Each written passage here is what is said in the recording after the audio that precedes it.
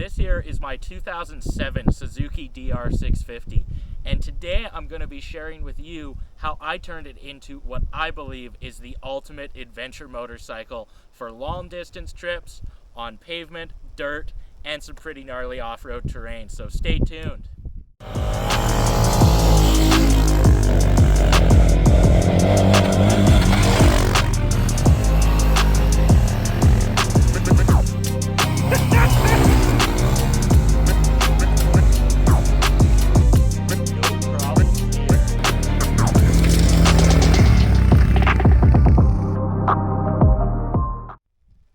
Alright, so the first section we're going to be covering on this is kind of my comfort modifications and my fuel range. So right off the bat, the seat on the DR650 sucks. It's kind of modeled after a 2x4. So I got the Seat Concepts foam and cover kit here. I don't know if they actually sell this kit anymore. I think they'll only sell you a complete kit now, but seat, big upgrade. Next up, I got the Acerbis 5.3 gallon fuel tank on there.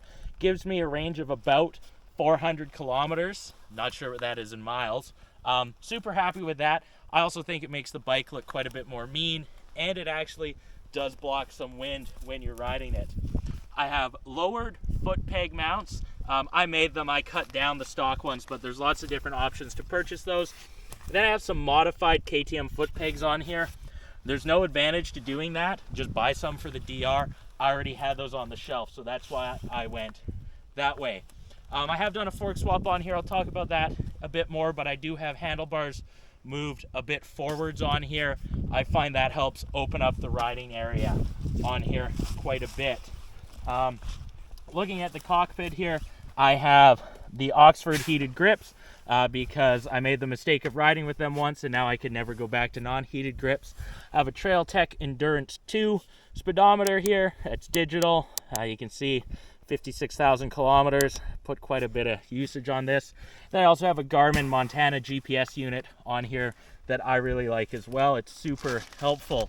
Up front here, I have the screens for bikes windscreen. I don't know what they build or what they're for, but it certainly fits the DR mighty good. And I do have a light bar mounted up as well. I have that wired into my high beam circuit for ease of use. Lighting wise, I'm a little different than most guys. I actually like the stock turn signals. I believe that, you know, they put those on bikes so cars see that you're turning and don't run into you. And as someone who values my life, I want cars not to hit me. So stock lighting, I do have a low profile tail light on there. And I also have a Yamaha YZ450 front fender. So that kind of covers the comfort and range mods that I've done on this bike. All right, so I have a real knack for finding the service limit of most of the components on my motorcycles. So it's really important to me that I put good protection and guards on my bikes. First off, you can see I have a totally bomber skid plate. It's made out of 1/4 inch 6061 aluminum. I actually built this myself, but you could buy some sort of heavy duty skid plate as well. There's lots of options. I don't really know if you're gonna go too far wrong with any of them. On the back of the bike here, I did make the luggage rack and side racks. They're super handy and good. If you wanted to purchase something similar, I modeled these after the dirt racks ones that you can buy online. So you may want to purchase those. I'm super happy with these homemade ones. I've heard good stuff about the dirt rack stuff, so they'll probably last just fine. On the other side, I did make my own chain guide on here because I had a knack for going through stock ones. I have a video about how I built that, so you could build one of those yourself if you really wanted to. Pretty stout, pretty cheap, way cheaper than stock, and works awesome. Another big thing on the DR, a lot of people don't realize, is that it has an oil cooler over here, which is basically a radiator just for oil. And I made my own guard for this out of a piece of aluminum. There's a few aftermarket options for this, but I wasn't really happy with any of them because they actually mounted to the cooler itself. So if you hit a stick, it bends the cooler, and I've seen these tabs in there break off before. So I made mine mount to the steel frame, and it's super solid. So that oil cooler is not going to be a failure point for me as well. I have the Emperor Racing handguards on here. They're a BC company, so local to us. Nicest handguards I've ever ran. Super solid. Like I said, I tend to push the limits of these things and drop it and throw it off stuff, and they haven't even bent. So Rave review, way better than the Amazon ones I have ran before. You can't see it. I did put a custom case saver underneath the chain guard, just in case that chain goes. That way I don't end up with a hole in my engine. That's about it for the protection stuff. I would say one of the first mods you'd want to do on any motorcycle, even before a seat, is get a skid plate on there, because cracking a rock through your case is about as bad days come. So in terms of luggage and carrying my gear on this bike, I have the Nelson Riggs fender bag on the front. I keep a tube, pump, and tire irons in there, as long as like some little stuff like zip ties. That's always on the bike 100% of the time. It's super handy. On the rear of the bike here, I do have a tool tube that I made. It's an Amazon tool tube, made custom mounting. I keep a bunch more stuff in there. Crescent wrench, fuel line, master links, and that's always on the bike. That way, any ride I'm on, whether I'm planning a big ride or not, I have everything I need to fix the bike if need be. There's some info online about these tool tubes and making your own.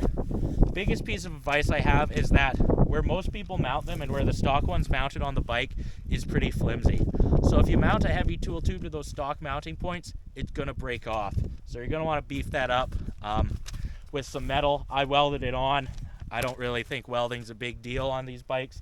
Maybe you got a friend who can help you out with that. So that's what I do there. When I go on a camping trip, I have the Override adventure bags. You've probably never heard of them. No one has. I bought them used from a fella down on the coast. They work good. They're very similar to the Tusk bags or the Moscow Moto bags, and I got a screaming deal on them. So any sort of bag like that, there'll be a picture on your screen. It works good. It just goes over top of the racks. And what I like about those soft bags that just kind of have the harness style is I can ride the bike as if it's unloaded and still go camping. So it makes the riding experience a lot better. That's about it for the luggage stuff. I tend to be a bit of an underpacker. I'm in it for the ride, not the camping, so I want the ride to be as enjoyable as possible. All right, so let's talk about some of the more performance modifications I've done on this bike in terms of power. I'll start off simply. I'm a big believer that one of the reasons people buy DR650s is because they're reliable. So my engine, it's been rebuilt, but it's all stock components in there. There's no high compression pistons or overbores or anything like that. Stock piston, rings. I've replaced the clutch a few times. Right now I'm running an EBC clutch. I've been pretty happy with it, although I will admit the OEM Suzuki clutch does last longer. It just costs quite a bit more. On the peripherals, I've added this muffler off of a KTM 450 SXF. I made a custom mid-pipe for it. Any sort of more free-flowing muffler is going to work good. I just happen to have this one laying in my shop, so I took advantage of parts I already had.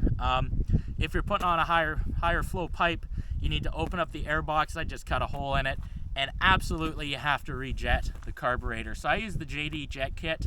It came with a great needle, easy to follow instructions, super simple on this bike to do it, and I am just using that stock carburetor. I know some guys opt for a more high performance flat side carb. I haven't really found a reason to go that way. It's pretty expensive, and I like the reliability and the fact that when I'm out in the bush or going to remote places, any old DR650 parts are going to be able to fit on this. A lot of guys do talk about modifying that header pipe and grinding off the weld inside. I have not done that. I took a look at mine. The weld wasn't obtrusive, and I think with that mod, you got to remember the weld's there for a reason. So if you grind it down too much, your header pipe might fall off mid-ride, which would be a highly unfortunate way to hike home. So try to avoid that. Gearing wise on here, I put a 14 tooth front sprocket on, so it's 14 to 42 tooth gearing on it now. I find that gives me a little more low end off-road, and on the highway I'm still pretty happy cruising at 110, 115 kilometers an hour. If I was going on a longer trip where I knew there was going to be a lot of high-speed pavement involved, I'd probably switch back to a 15-tooth sprocket on the front. But for the kind of riding that I do in BC, that's a wicked combo that works 90% of the time. All right, so the biggest mod that you can do on any real DR650 is going to be the suspension. I have separate videos about how I upgraded the suspension on this bike, so I'll just give you the brief overview. If you look up front, obviously something's different. I got a full front end off of a YZ450F here, inverted forks. I got the brake off that bike and the triple clamps. That's a wicked combo. That is a huge upgrade to this bike and makes a world of difference. On the rear end, I'm running the stock shock that's been revalved with a Racetech Gold Valve kit and a proper spring for my weight. I can't believe the difference that made. The stock shock is actually really good with that revalving work. I'm a pretty tall guy and I rode dirt bikes for a long time, so I like a taller bike with lots of ground clearance. So the front forks obviously raised the bike a fair bit. To make the rear end higher, I did get a raising link, not super common. I got that on eBay. The eBay ad was in German. It was kind of a pain to order the right thing, but that worked beautifully. Raised the bike, and the handling with this setup is incredibly sharp. It doesn't feel like a DR at all. It's almost dirt bike like. So best upgrade you could have done, and I got videos about how I pulled that off. Be sure to check it out. With that said, the stock suspension actually works all right. So that's it for the suspension. Let's talk about my tires and wheels here. Pretty simple setup. Front, I have a 21-inch YZ 450 wheel.